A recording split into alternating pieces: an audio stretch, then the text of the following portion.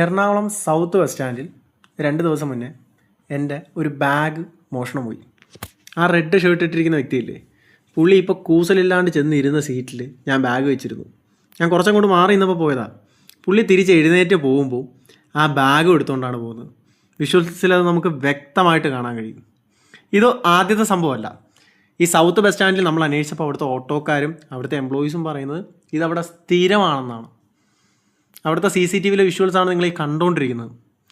ഇത് എത്ര നിങ്ങൾ റിപ്പീറ്റഡ് ആയിട്ട് നോക്കിയാലും പുള്ളിയുടെ ഫേസ് നിങ്ങൾക്ക് കാണാനേ കഴിയില്ല. ഇനി നിങ്ങൾ ഈ കാണുന്ന വിഷ്വൽസ് ഉണ്ടല്ലോ, ഈ കാണുന്ന വിഷ്വൽസിൽ നിങ്ങൾക്ക് 4 ക്യാമറ കാണാൻ കഴിയും. എക്സാക്റ്റ് എൻ്റെ ബാഗ് ഇരുന്നത് ഈ ലൊക്കേഷനിലാണ്.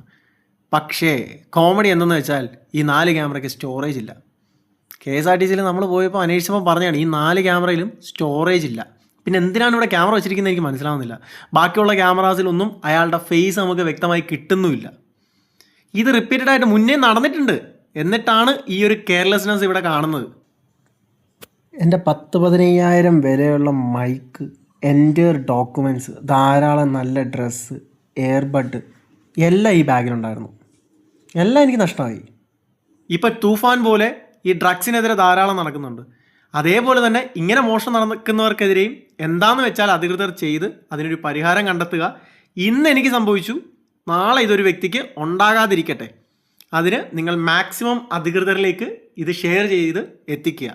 അല്ലെങ്കിൽ നാളെ എൻ്റെ സ്ഥാനത്ത് നിങ്ങളുമാവാം.